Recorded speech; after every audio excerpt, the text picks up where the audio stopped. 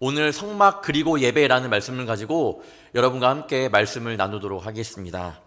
코로나19라는 갈등과 충격 가운데에 성령님이 행하신 놀라운 일들이 있었습니다. 저는 어떤 것을 느꼈냐면요, 깨달음을 얻었습니다. 어떤 깨달음이었냐면 참된 예배란 이런 것이구나 라는 것을 고민하고 깨닫게 되었습니다.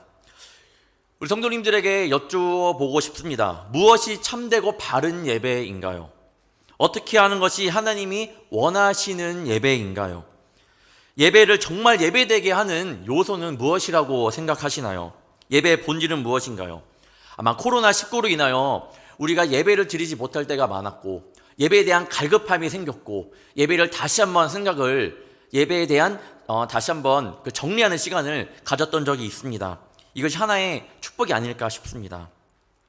오늘 이 시간 성막에 대해서 함께 말씀을 나누는데요, 성막의 핵심이 바로 예배이기 때문입니다. 출애굽기를 보면요, 성막의 전체적인 디자인과 그 안에 모든 기구들, 그것들이 세워나가는 그런 과정들이 나옵니다. 그것은 그냥 물리적인 성막을 잘 짓기 위해서 그런 것들을 단지 기록하는 그런 출애굽기가 아니었습니다. 하나님께서 성막을 통해 말씀하시고자 하는 바는 분명히 있었다라는 겁니다. 그 안에 성막 하나하나에 분명히 하나님의 메시지가 숨겨져 있었습니다. 성막의 모든 이야기가 그냥 하나님을 그냥 영화롭게 하는, 하나님의 거하시는 곳만을 만드는 그런 기록하는 용으로만, 하나의 건물로만 생각을 했더라면 성경에 기록될 이유가 없었겠죠. 이 성막, 엄청난 이 분량의 양이 왜 출애굽기에 기록이 되었는지 이 시간 함께 나누고 여러분 또한 알기를 소망합니다. 성막에는 예배의 본질이 숨겨져 있고요, 하나님의 메시지가 숨겨져 있다는 겁니다. 오늘 말씀에서 하나님께서는 성막을 지으라고 말씀하고 있습니다. 출애굽기 25장 8절입니다. 내가 그들 중에 거할 성소를 그들이 나를 위하여 짓되. 이 말씀을 보면요, 거할 성소를, 내가 그들 중에 거할 성소를, 때로는 물리적인 거함으로 생각을 할 수 있습니다. 하나님이 진짜 거기 계속 사시는, 하지만 우리 하나님은 물리적인 존재가 아니잖아요. 어떤 공간에 제한된 분이 아니시잖아요. 그런 뜻이 절대로 아닙니다. 그런 성막을 왜 지으라고 하신 건가요? 그 가운데에 메시지가 있습니다. 첫 번째, 하나님께서는 우리의 삶 가운데 있기를 원하십니다. 성막은요, 하늘 높은 어느 산 위에 짓는 것이 아니라 굉장히 아름다운 곳에 성막을 지은 것이 아닙니다. 이스라엘 백성의 한 거처 가운데 지으라고 하였습니다. 이를 통하여 말씀하시는 것은 무엇인가요? 우리 삶 가운데 함께 있겠다라는 주님의 말씀입니다. 또한 성막은 레바논의 백향목이나 여러 나라의 그런 자재들을 수입해갖고 최고의 재료들을 가지고 성막을 만들려고 하지 않았습니다. 이스라엘 사람들이 가지고 있는, 너희들이 할 수 있는 최선의 것으로 하나님께서는 성막을 만들도록 하였습니다. 이는 또 무엇을 말씀하고 있나요? 성막을 지을 때 이스라엘 사람들이 자신이 가진 것, 최선의 것으로 성막을 지었듯이 주님 앞에 나아갈 때는 우리가 가진 최선의 것으로 주님 앞에 나아가야 함을 말씀하고 있습니다. 우리가 있는 곳이 교회가 될 수 있습니다. 우리가 나아가야 하는 곳이 직장일 수 있고요, 가정일 수 있고, 상황에 따라 여러 곳이 될 수도 있겠지만, 그 가운데 중요한 것은요, 하나님께서 그곳이 어디이든 우리와 함께 하신다는 것이고요, 어디 나갈 때 우리가 예배자로서 최선을 다해 최선의 것을 가지고 내가 주님의 자녀로서 나아가야 된다라는 겁니다. 두 번째로, 언제나 하나님은 우리의 삶의 중심이어야 한다는 겁니다. 하나님께서 우리 삶 가운데 계신다, 하나님께서 우리 삶 가운데 계시다는 것만으로는 부족합니다. 그분이 언제나 우리 삶의 중심이 되어야 합니다. 우리 안에 거하긴 하는데, 거하는 중인 가운데도 하나님은 우리의 중심이 되어야 한다는 겁니다. 성막의 위치, 여러분 어디 있는지 아시죠? 성막. 12개의 지파 가운데에 이 성막이 있었습니다. 이스라엘 백성들의 지은 배치를 보면요, 동쪽은 유다, 이사갈, 스불론, 서쪽은 에브라임, 므낫세, 베냐민, 남쪽은 르우벤, 시몬, 갓지파, 북쪽은 단, 아셀, 납달리 지파가 있었고요. 그리고 한복판에, 저 가운데 한복판에 성막이 있었습니다. 우연이 아니에요. 의도적입니다. 하나님의 진정한 공동체는 이렇게 하나님께서 그 중심에 계셔야 한다라는 겁니다. 우리 불꽃교회가 거룩한 공동체가 되기 위해서는요, 여러분의 어떤 모양, 여러분의 어떤 능력이 아니라 하나님이 중심이 되어야 된다는 거예요. 여러분을 잇는 것은요, 그냥 그동안 살아왔다 함께 만났던 시간들, 신앙의 연수가 아니라 하나님 한 분뿐이어야 된다라는 겁니다. 하나님이 삶의 중심이라면 개인이든 공동체이든 그곳 가운데는 세 가지가 있어야 합니다. 세 가지. 첫 번째는 존재의 이유와 목적이 있어야 돼요. 하나님의 삶의 중심이라면 우리 안에 존재의 이유와 목적이 있어야 됩니다. 우리가 무엇 때문에 살아가는지, 무엇 때문에 일을 하는지 그에 대한 목적과 이유가 분명해야 됩니다. 하나님이 나의 삶의 중심이라면. 또한 삶의 지침, 법이 있어야 됩니다. 삶 가운데서는 하면 안 되는 것들, 해야 하는 것들의 기준, 힘들어도 해야만 되는 것 등 이런 것들을 정할 때 분명한 지침 또한 법이 있어야 합니다. 내가 하나님의 삶의 중심이라면, 내 삶 가운데 하나님이 중심이라면 여러분 그런 법칙이 있어야 되고 그런 삶의 지침이 여러분 가운데 있어야 됩니다. 마지막으로 힘의 공급의 원천을 알아야 됩니다. 살면서 지치고 힘들 때 그것을 이길 힘이 어디서 오나요? 바로 중심이에요. 의욕이 나타나면 기쁨과 즐거움이 나타나는 곳은 또 어딘가요? 내 마음의 중심입니다. 하나님께서는 그 중심, 우리 가운데 그 중심이 되기를 원하십니다. 우리 삶 가운데에 하나님의 중심이라면요, 그 힘의 공급의 원천이 우리 바로 주님으로부터 나온다, 하나님으로부터 나온다라는 사실을 늘 잊지 말아야 합니다. 또한 하나님께서는 이 모든 것의 중심의 답을 예배 안에서 찾으라고 말씀합니다. 성막을 통해 보여주는 예배의 본질은 성막이 하나님의 거하시는 물리적인 장소 또는 어떤 형식이 아닌 것처럼 우리가 드리는 예배 또한 형식이 아닌 예배의 중심은 오직 하나님 한 분뿐이라는 그런 예배의 본질을 말씀하고 있습니다. 성막을 통하여 예배를 말씀하고 있고요, 예배의 본질은 하나님 중심이어야 된다라는 것을 말씀하는 것이 바로 성막입니다. 저는요, 성막을 보면 놀라운 것이 있습니다. 바로 성막을 우리 하나님께서 디자인하셨다라는 거예요. 참 놀랍지 않나요? 이 성막은 하나님의 생각과 하나님의 뜻이 그대로 반영되어 있는 거예요. 성막에서는 어떤 일이 일어나는 거죠? 하나님께 제사, 예배가 일어나는 곳이에요. 그러니까요, 성막의 구조 하나하나가 예배의 요소 하나하나라는 겁니다. 성막은 온전하고 바른 예배에 대한 귀한 지침서라고 말씀드리고 싶습니다. 성막의 구조를 보면 무엇이 있는지 아시죠? 우리 성도님들은 다 아실 거예요. 네. 성막의 동쪽에 위치한 성막문이 있는데, 여러분 그럼 성막문 몇 미터인지 아시나요? 9미터입니다. 9미터. 엄청나게 길죠. 제 키가 한 8m 정도 되니까 1m만 더 하면 이제 성막문이 된다고 생각하시면 됩니다. 이 정도 되겠죠. 네. 이 문은 하나로서 누구든지 제사를 드리기 위해서는 이 한 개의 성막문을 통해서 들어가야 합니다. 문을 지나가면 넓은 뜰이 나오고 뜰의 앞쪽에는 번제단이 나옵니다. 번제단은 하나님께서 정하신 동물을, 악한 인간의 죄를 대신하는 희생제물을 태우는 곳이었습니다. 번제단 뒤에는 물이 가득 차 있는 물두멍이 있습니다. 하나님께서는 제사장이 성막에 들어가기 전과 번제단에 제물을 바치기 전에 반드시 물두멍의 물로 손과 발을 씻어야 죽음을 면한다고 말씀합니다. 즉 하나님 앞에 나아갈 때는 거룩함으로 나아가야 된다는 것을 물두멍을 통해 알 수 있습니다. 번제단과 물두멍이 놓인 뜰을 지나면 여러분 성소와 지성소로 이루어진 그런 성막으로 들어갈 수 있습니다. 성소에서는 지성소로 들어가기 전에 정결한 예식을 치르는 곳입니다. 성소의 오른편에는 뭐가 있죠? 진설병을 올려놓은 떡상이 있습니다. 하나님께 바치는 거룩한 진설병을 항상 놓아두도록 했고, 왼쪽에는 등잔대가 있는데 등잔의 불이 꺼지지 않도록 했습니다.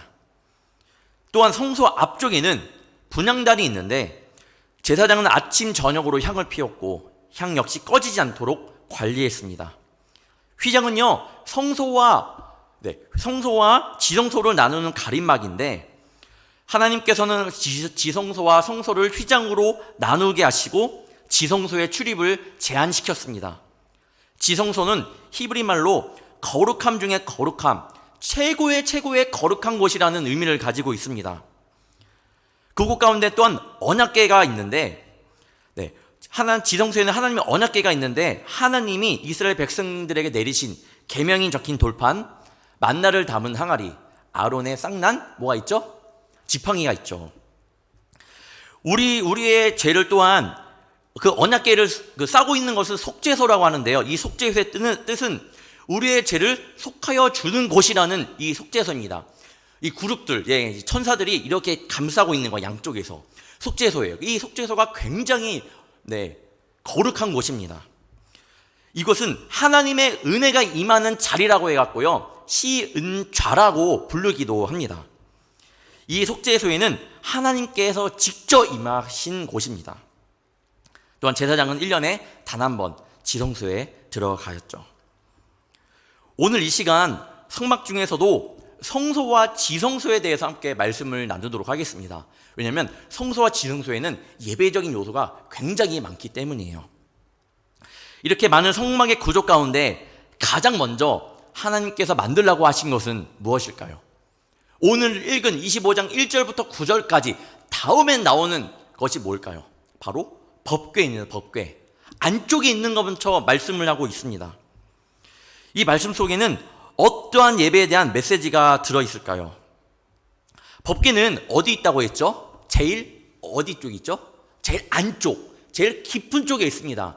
이 성막 가운데서 성소와 지성소 나누는 휘장을 지난 그 지성소의 이 제일 안쪽에 있는 것이 바로 법궤, 언약궤입니다. 즉 예배는 형식이 아니라, 껍질이 아니라 그 안에 내용의 중요성을 말씀하고 있습니다. 때로는 우리가 예배 가운데 저지르는 것이 바로 형식이라는 그런 실수입니다. 형식적인 예배. 이런 예배가 잘못된 것을 알매도 불구하고 우리는 이 형식적인 예배에서 때로는 벗어날 수가 없습니다. 10년, 20년, 30년, 40년 동안 진행해온, 그래서 조금만 바꿔버리면 말들이 굉장히 많습니다. 심지어는 예수님께서 무엇이라고 말씀하시나요? 요한복음 4장 24절입니다. 하나님은 영이시니 예배하는 자가 영과 진리로 예배할지니라. 이렇게 예배하는 자가 영과 진리로 예배하라고 말씀하셨는데, 그렇게 못 박아 말씀하셨음에도 불구하고 형식의 예배는 사라지지 아니하였다라는 거예요. 이러한 형식의 모습들은요, 옛날 종교개혁의 주된 하나의 이유가 되었습니다. 우리는 왜 이런 실수를 계속 반복할까요? 왜 때로는 형식적인 예배에서 벗어나지 못할까요? 이 형식이 눈에 보이기 때문이에요. 보이는 것에 우리가 약하잖아요. 예배에 대한 또한 우리가 너무나 습관화되어 있는 것입니다. 예배는 우리에게 가장 중요한 영적인 생명줄이 되어야 합니다. 이것을 방해하는 사탄의 가장 집요한 공격은 바로 예배의 형식화를 통해 일어난다는 것을 우리는 알아야 합니다. 하나님은 우리에게 분명히 말씀합니다. 성막의 가장 깊은 곳, 그곳에서 하나님의 임재가 있고 하나님의 말씀이 있는 것처럼 우리의 신앙의 모습 속에서도 마찬가지로 신앙의 껍질이나 형식은 절대로 중요한 것이 아닌 우리의 마음의 가장 깊은 곳, 그 중심에 바로 세워져야 한다고 말씀합니다.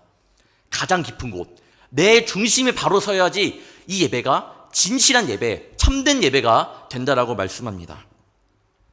그렇게 여러분, 예배당이라 부르는 저희 중성전이라는 곳에 오더라도요, 예배라는 형식을 가진 시간에 때로는 참여하고 있어도 그 시간에 맞춰서 딱딱딱 맞추는 형식이 있다 할지라도 마음과 중심이 영과 진리로 하나님을 만날 준비를 하지 않는다면 이 시간은 헛된 시간입니다. 여러분은 어떤 마음으로 이 자리에 나오셨나요? 결국 예배를 향한 중심이 바로 설 때에 예배의 본질이 살아날 줄 믿습니다. 출애굽기 25장 22절을 보면요, 거기서 내가 너와 만나고 숙지에서 곧 증거계 위에 있는 두 그룹 사이에서 내가 이스라엘 자손을 위하여 내게 명령할 모든 일을 내게 이르리라고 말씀하고 있습니다. 지성소에서 무엇이 일어났나요? 거기서 내가 너와 만나고 예배를 향한 내 중심이, 그 중심이 바로 서 있을 때에 그때 내가 너와 만나고 하나님을 향한, 예배를 향한 우리의 중심이 바로 서 있을 때 그때 하나님께서 내가 너와 만나고 라고 말씀합니다. 지금까지는 성막의 제일 깊은 곳 지성소와 법궤에 대해 말씀을 나누었는데, 이제는 반대로 이제 바깥쪽에서 안으로 들어가는 것이 아니라 안에서 바깥쪽으로 나와 보겠습니다. 지성소에 있는 법궤를 지금 말씀드렸고, 휘장을 지나 밖으로 나오면 바로 있는 것이 무엇일까요? 분향단입니다. 분향단의 위치가 어디일까요? 그 위치에 대해서 분명하게 말씀합니다. 30장 6절입니다. 그 제단을 증거계 위 속죄소 맞은편 곧 증거계 앞에 있는 휘장 밖에 두라. 그 속죄소는 내가 너와 만날 곳이며, 분향단은 지성소가 아닌 성소에 있지만 그 위치는 바로 지성소의 그 속죄소의 바로 맞은편입니다. 우리는 분향단에서 올려지는 그 향기를 가리켜 우리는 기도라고 알고 있습니다. 분향단에서 올려지는 기도 가운데에는 기가 막힌 비밀이 있습니다. 무엇이냐면요, 비록 우리의 기도가 때로는 우리의 생각과 감정, 우리의 언어로 이루어진 때로는 우리만의 작업인 것처럼 느껴질 수 있겠지만, 그런데 그것이 혼자만의 넋두리가 아닌 하나님의 이름을 부르며 그분에게 부르짖는 기도인 한, 그것은 언제나 하나님의 임재가 앞에 있는 그 속죄소 앞에서 이루어진다는 사실입니다. 다시 말씀드리면요, 우리가 기도를 어디서 하든, 그곳이 교회이든 일터든 삶의 어떤 자리이든 어떤 힘든 상황이든 그 상관없이 기도하는 순간, 하나님의 이름을 부르며 기도하는 순간 그 앞에는 하나님의 임재가 임하는 속죄소가 있다라는 거예요. 우리의 죄를 씻어주심이 있는 그 속죄소가 있다라는 거예요. 나의 모든 죄를 용서하시는 속죄소의 앞에 있는 것이 바로 우리의 기도입니다. 그 당시에는 휘장으로 가려져 있기 때문에, 그것이 뭔가 가림막이었기 때문에 지성소로 나아갈 수 없었습니다. 1년에 대제사장이 한 번씩만 갔었는데, 휘장이 찢어진 것은 언제죠? 예수님께서 십자가에 못 박혀 돌아가실 때에 휘장이 둘로 찢어졌다고 말씀하고 있습니다.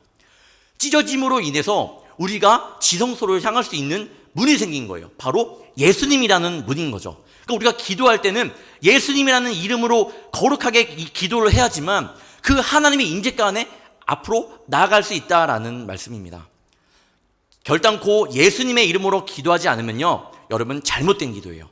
우리 기도는 예수님을 의지하여 그 십자가의 보혈을 의지하며 기도해야 될 줄 믿습니다. 당시에는 말씀드렸다시피 지성소와 성소를 가리고 있는 휘장이 있었습니다. 바로 우리 예수님이 그것을 가르셨습니다.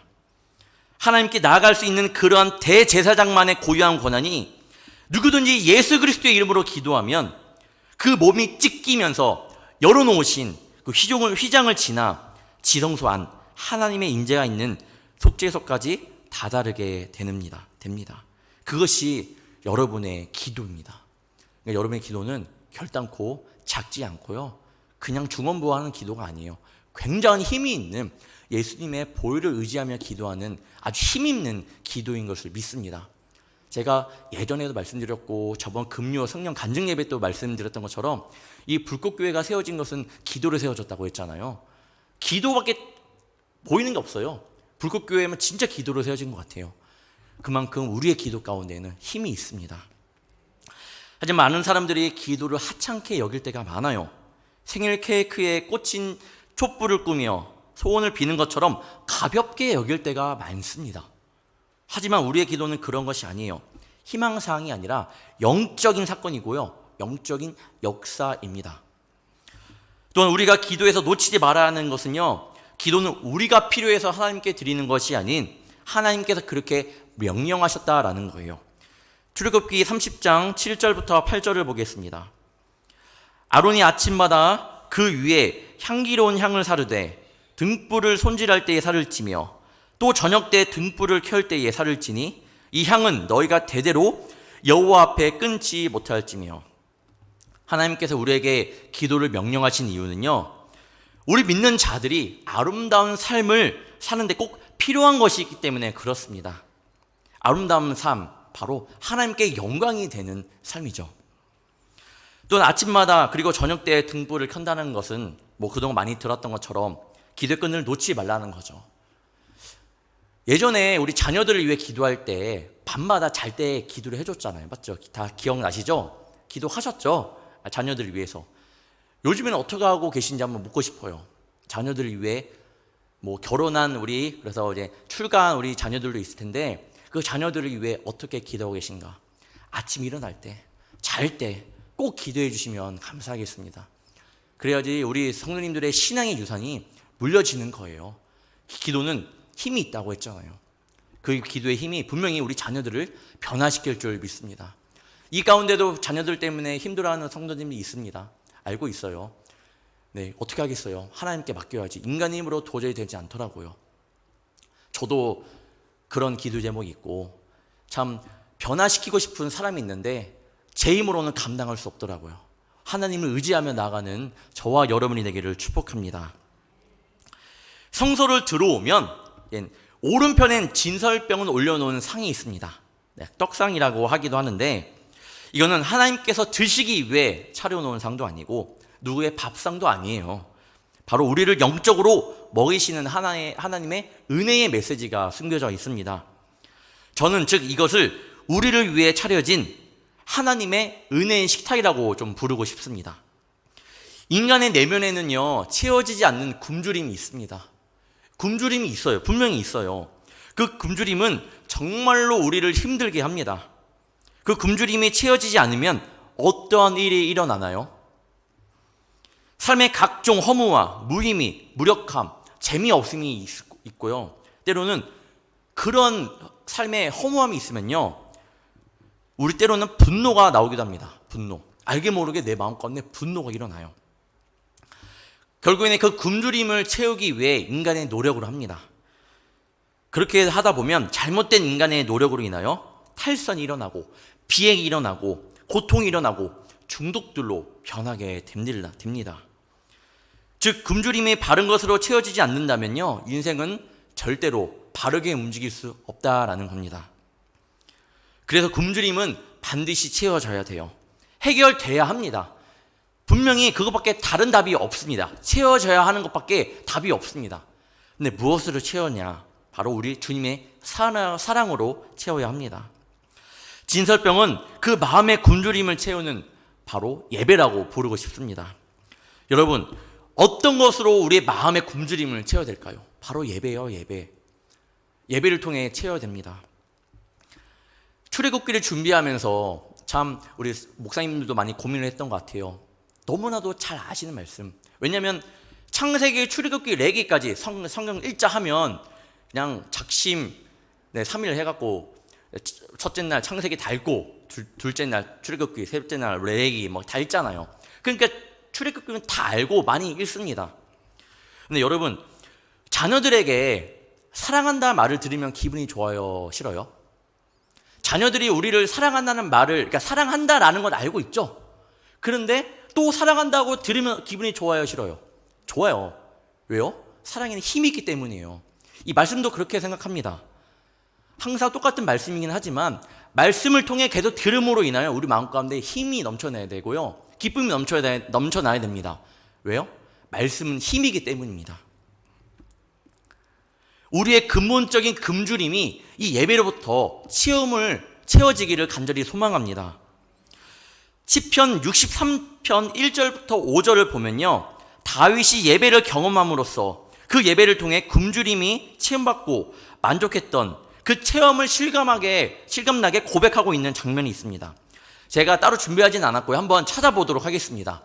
시편 63편 1절부터 5절입니다. 시편 63편 1절부터 5절입니다. 제가 한번 읽어보도록 하겠습니다. 하나님이여, 주는 나의 하나님이시라. 내가 간절히 주를 찾되 물이 없어 마르고 황폐한 땅에서 내 영혼이 주를 갈망하며 내 육체가 주를 앙모하나이다. 내가 주의 권능과 영광을 보기 위하여 이와 같이 성소에서 주를 바라보았나이다. 주의 인자하심이 생명보다 나음으로 내 입술이 주를 찬양할 것이라. 이름으로 나의 평생의 주를 송축하며 주의 이름으로 말미암아 나의 손을 들리이다. 골수와 기름진 것을 먹은 것 같이 나의 영혼이 만족할 것이라. 나의 입이 기쁜 입술로 주를 찬송하되. 다윗 가운데 예배를 통하여 이 굶주림이 채워지니까 찬송이 넘쳐나지 않나요? 예배를 드릴 때에 당연한 결론이어야 됩니다, 여러분. 당연한 결론이 바로 이 다윗과 같은 그런 찬송이 넘쳐나야 됩니다.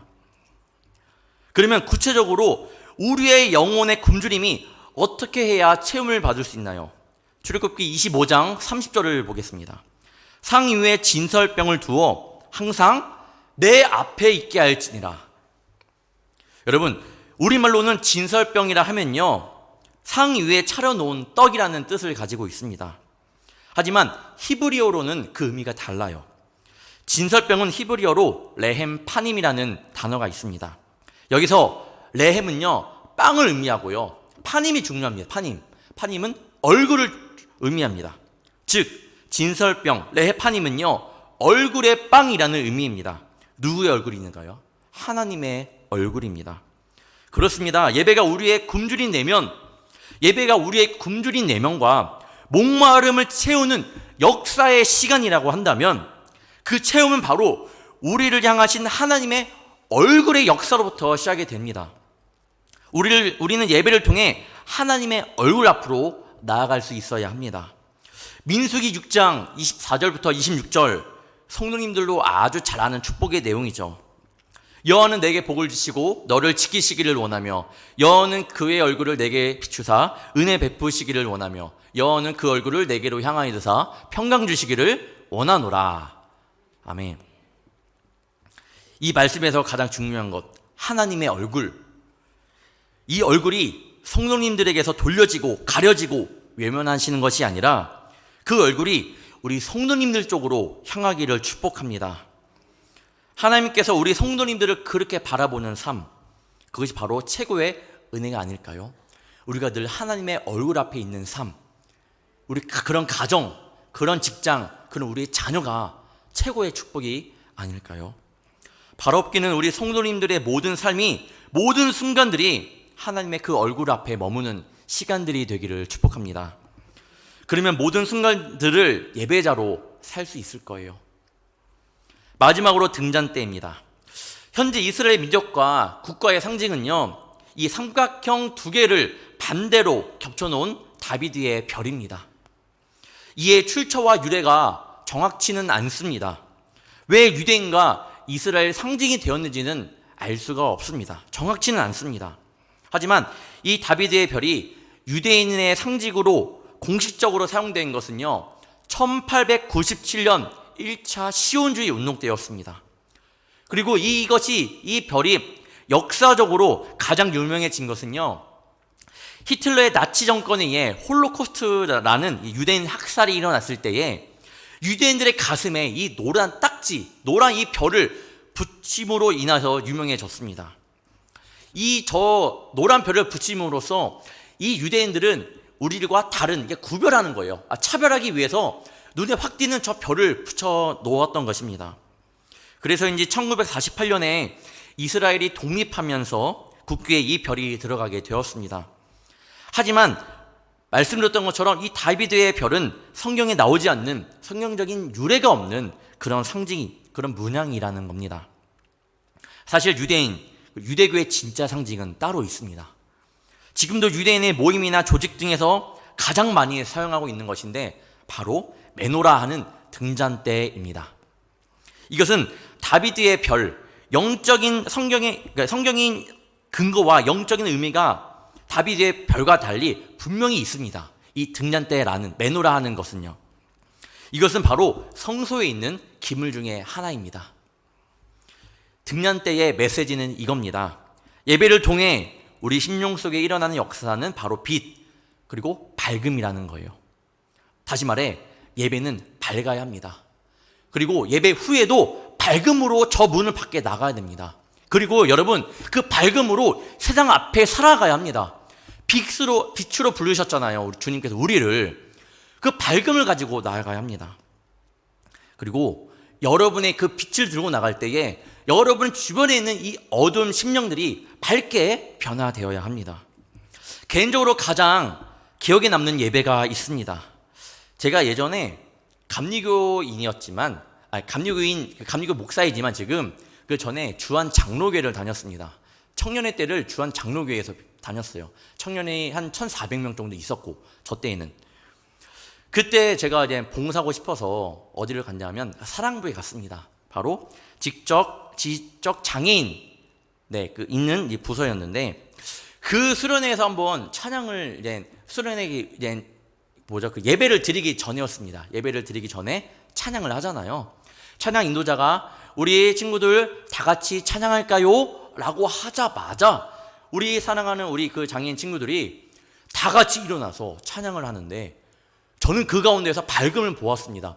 제가 오늘 그 말씀을 준비하면서 어느 때에 예배를 통해 밝음을 보았을까? 가장 밝은 빛을 보았을까?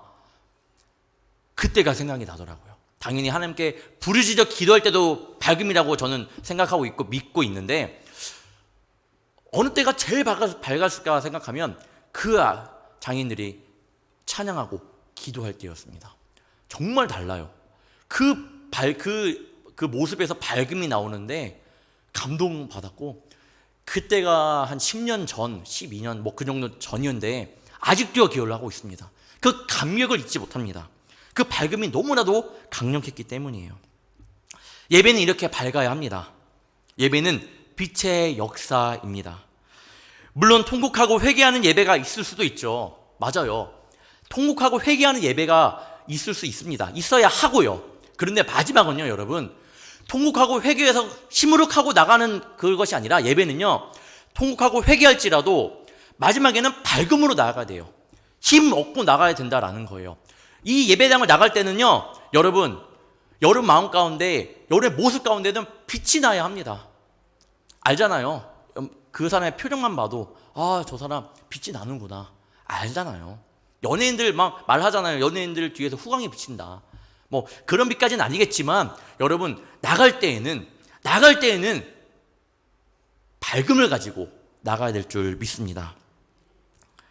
성경을 보면요, 등잔 때는 순금으로 살구꽃 형상으로 등잔 받침을 조각하게 되어 있습니다. 살구꽃 형상으로 이 등잔 받침을 조각하게 되어 있는데요, 사실 우리말로는 살구꽃이지만 영어로 번역하면요, 아몬드입니다.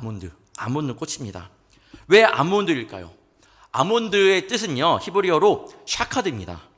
여기서 더 중요한 것은 이 단어의 본래 뜻인데, 샤카드라는 이 본래 뜻은 경계하다, 잠자지 않다, 밤새마다 뜻이 있습니다. 이 단어를 그대로 이름 붙인 것이 바로 아몬드, 곧 샤카드입니다. 저는 이것을 보고, 이 뜻을 보면서 생각났던 구절이 있는데 바로 시편 121편입니다. 한번 마지막으로 찾아보도록 하겠습니다. 시편 121편입니다. 시편 121편 1절부터 8절입니다. 제가 봉독하겠습니다. 여러분 마음속으로 따라 한번 같이 고백해 보세요. 내가 산을 향하여 눈을 들리라. 나의 도움이 어디서 올까? 나의 도움은 천지를 지으신 여호와에게서로다. 여호와께서 너를 실족하지 아니하게 하시며 너를 지키시는 이가 졸지 아니하시리로다. 이스라엘을 지키시는 이는 졸지도 아니하시고 주무시지도 아니하시리로다. 여호와는 너를 지키시는 이시라. 여호와께서 내 오른쪽에서 내 그늘이 되시나니 낮의 해가 너를 상하게 하지 아니하며 밤의 달도 너를 해치지 아니하리로다. 여호와께서 너를 지켜 모든 환난을 면하게 하시며 내 영혼을 지키시리로다. 여호와께서 너의 출입을 지금부터 영원까지 지키시리로다. 아멘. 이스라엘 지키시는 이는 졸지도 아니하시고 주무시지도 아니하시고, 그렇게 여러분 우리를 지키시는 우리 하나님이십니다. 등잔대의 불은 꺼지지 않는 불이고요, 그 불은 우리 인생을 지금도 그렇게 지키고 계시는, 그리고 그렇게 살피시는 하나님의 빛이고 성품이고 하나님의 역사입니다. 예배 가운데에, 기도 가운데 여러분 기도하다가 이 어두운 마음이 한번 밝혀진 적이 있죠. 기도하다가 이 어두운 심령이 갑자기 밝아지는 경험을 다 해봤을 겁니다. 여러분, 예배는 빛입니다. 예배를 통하여 여러분 마음 가운데 이 어두운 심령이 있다라면 그것이 밝게 빛나게 되기를 축복합니다. 그래야지 이 예배가 성공하고 하나님 받으시는 예배가 되는 것입니다. 사랑하는 성도 여러분, 무엇이 참되고 무엇이 바로 바른 예배인가요? 어떻게 예배하는 것이 하나님께서 기뻐 받으시는 그런 예배인가요? 이는 형식이 아닙니다. 마음과 뜻과 힘을 다해 내 중심을 가지고 드리는 예배가 바로 주님이 받으시는 참된 본질의 예배입니다. 성막은요, 단 하나의 물리적인 공간이 절대 아닙니다. 성막을 통해 말씀하시는 하나님의 메시지는 바로 살아있는 예배입니다. 이 살아있는 예배를 통해 우리의 중심이 주께 바로 서고 그 가운데 하나님의 살아계심을 느껴야 되고 하나님의 살아계심을 느끼고 내가 빛으로 변화되는 순간의 역사가 예배 가운데서 일어나야 될 줄 믿습니다. 그곳이 설령 예배할 수 없는 곳이라 할지라도 우리는 반드시 예배해야 됩니다. 성막은요, 광야에 있었죠. 광야에 있었다라는 것은요, 어렵다라는 거예요. 예배드리기 쉽지 않았다라는 것입니다. 하지만 성막은 없어지지 않았습니다. 진을 옮기면 옮길수록 성막도 같이 옮겨지고요. 그곳이 어디이든 성막은 다시 세워졌습니다. 그곳이 어디이든 성막은 세워져야 합니다. 예배할 수 없는 곳이라 할지라도 여러분 그곳 가운데 예배가 있어야 합니다. 그래서 삶 가운데 예배자로 여러분이 서야 하는 거예요. 바라옵기는 여러분이 서 있는 곳이 어디이든 그것이 주님이 임재하시는 예배 처소가 되기를 축복합니다. 그래서 내가 주님 앞에 신실한 예배자가 되어서 내가 드리는 모든 예배가 하나님이 기뻐 받아주시는 그런 예배가 되기를 바랍니다.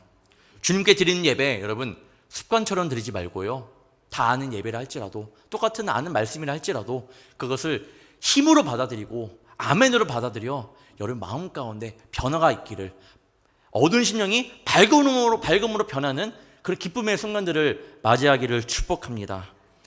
저와 여러분 가운데 다시 한번 그런 가득한 하나님의 임재, 빛이 임하기를 주님의 이름으로 축복합니다. 기도하겠습니다.